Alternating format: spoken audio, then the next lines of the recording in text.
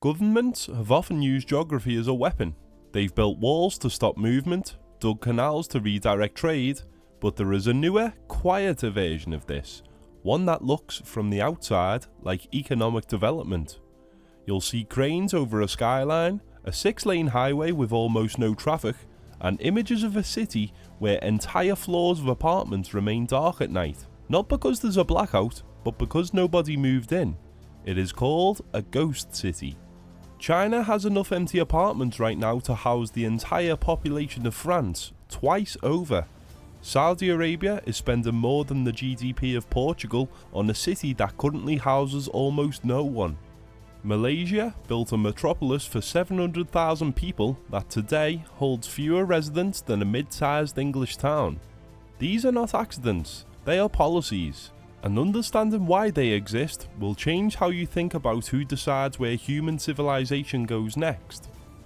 For most of recorded history, cities emerged the same way. People arrived first near rivers and fertile land. Trade routes formed around them. Over generations, a city took shape, carved entirely by the accumulated movement of the people who chose to be there.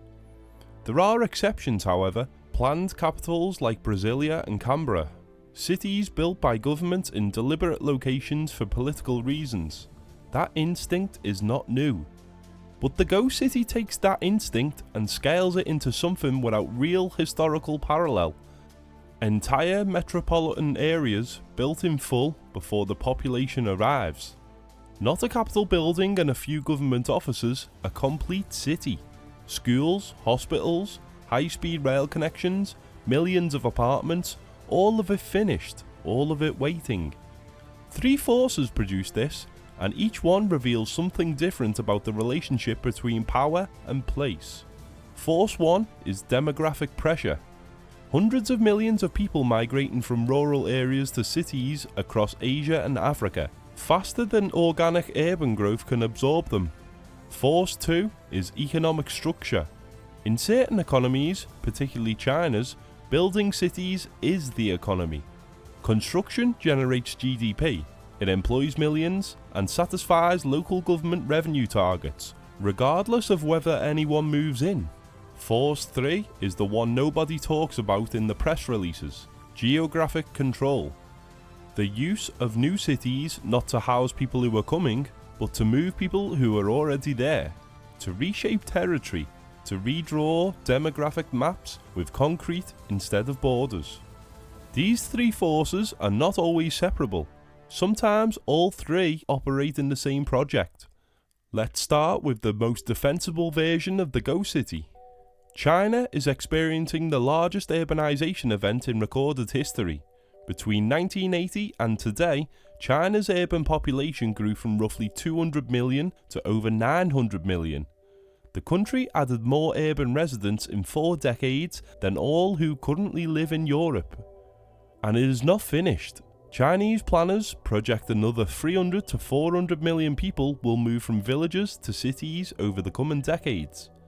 That is a number roughly equal to the entire population of the United States. Where do you put them? That is not a rhetorical question, it is a literal infrastructure planning problem at a scale no government has ever faced. By the time a city develops naturally enough to absorb 500,000 people, the demographic pressure has already moved on. So China built ahead of the wave. Local governments, rewarded by GDP targets that counted construction as growth, built new districts and entire cities near planned rail lines and industrial zones. The logic: build the infrastructure first, the people will follow the infrastructure. Kangbashi in Inner Mongolia became the world's most famous case study.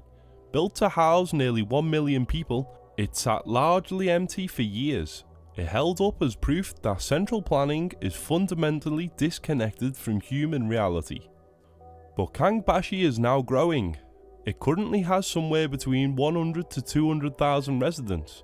Government offices relocated there, and a new high-speed rail connection brought commuters. A city the world declared dead is slowly becoming alive. But Kangbashi is not the whole story. Across China, tens of millions of apartments sit empty for a completely different reason. Not because they're waiting for a demographic wave, but because they were bought as investment vehicles. In an economy where capital controls limited overseas investment and the domestic stock market inspired limited confidence, real estate became the default savings mechanism for a growing middle class. These apartments were never meant to be lived in, they were meant to appreciate. Which means China's Go City problem is not one problem, it is at least two, layered on top of each other, almost impossible to distinguish and requiring completely different solutions. But not every Go City follows this trajectory. Others are more intentional, more symbolic. Saudi Arabia is a different case entirely, and in some ways a stranger one. It doesn't have an urbanization crisis, its population is not about to triple, it is not managing a migration wave. Saudi Arabia has an oil problem. Specifically, the problem of oil eventually running out, or more precisely, becoming economically irrelevant before it runs out, as the global energy transition reshapes the world. Saudi Arabia's economy depends on hydrocarbon revenues to a degree that makes economists genuinely uncomfortable. The government has known this for decades. Vision 2030, the Crown Prince's economic transformation program, is the response. An attempt to build a post-oil economy before the oil era ends. NEOM is Vision 2030's most extreme expression. The idea, stated plainly, build a city so technologically advanced, so architecturally unprecedented, that it becomes a global magnet for investment and tourism, generating economic activity that has nothing to do with what comes out the ground. The centerpiece is called the Line, a linear city 170 kilometers long, 200 meters wide, 500 meters tall, climate controlled, car-free, powered by renewables, designed to house 9 million people inside what would be, by almost any measure, the largest single structure in human history. The projected cost, over $500 billion. For comparison, that exceeds the annual GDP of Portugal. This is not a city built because people need somewhere to live. It is a city built as an argument, a physical, $500 billion argument that Saudi Arabia's future does not depend on its past. There are serious critics who argue that some of the line's specifications are physically implausible. The original 2024 timeline for first residents was quietly dropped. Reports from inside the project suggest significant scaling back from the original vision. It is entirely possible that the line, as announced, will never be completed. Most megaprojects aren't. But here's the uncomfortable part of that counterpoint. Even if NEOM actually works, even if the line somehow gets built and filled and becomes the gleaming exception that proves no rule, the question is what it costs to try, and who pays a price that has nothing to do with economics. The land that NEOM is being built on was not empty. The Huaytat tribe had lived in the Tabuk region for generations. Their villagers included a community called Gaal, sat directly in the project's path. When the Saudi government announced NEOM, it offered resettlement packages and relocation assistance. Most of the tribe accepted, they moved. Abdul Rahim al-Huwaitat did not. In early 2020, he recorded himself at his home in Gaal.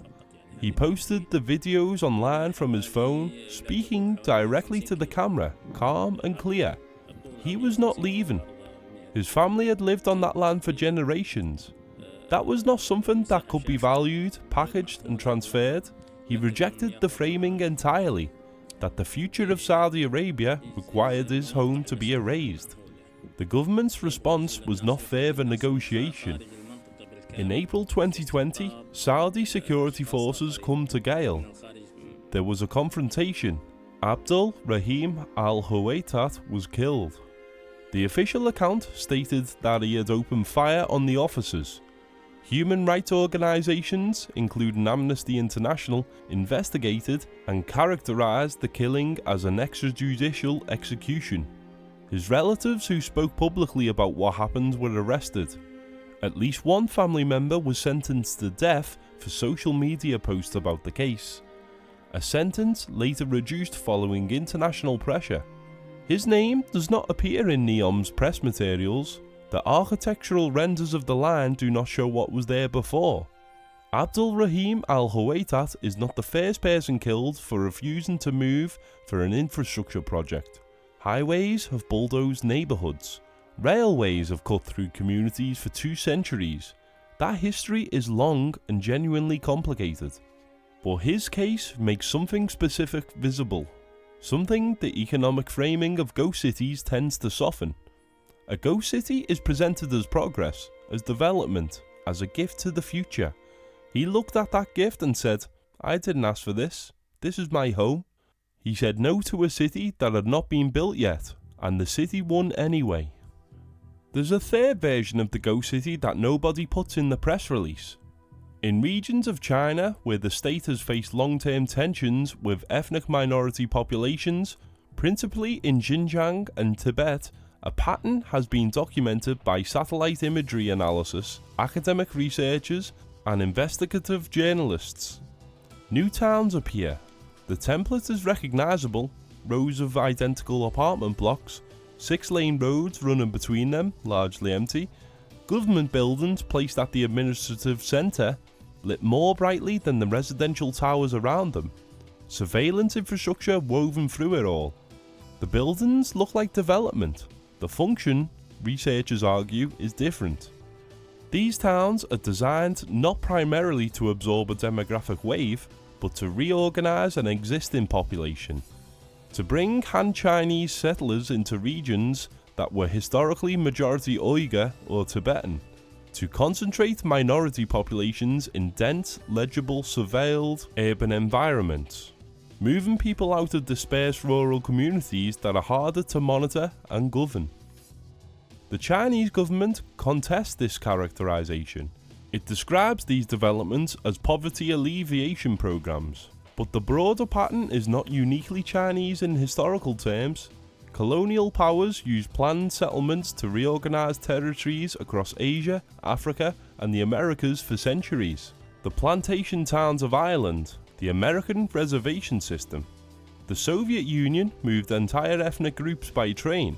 Throughout history, the deliberate city has been a tool of demographic control. What is new is that we can watch it happen in near real time. Researchers compare satellite images from 2015 and 2022 and document exactly what was built, where and when. The mechanism is more visible than it has ever been. And that visibility forces a question the economic narrative around ghost cities tends to avoid. Who is this city actually for? Somewhere in the Saudi desert, a city for 9 million people waits for its first resident. And in the place where a man named Abdul Rahim al-Huwaitat once stood in front of a camera and said, "This is my home," there is now a construction site.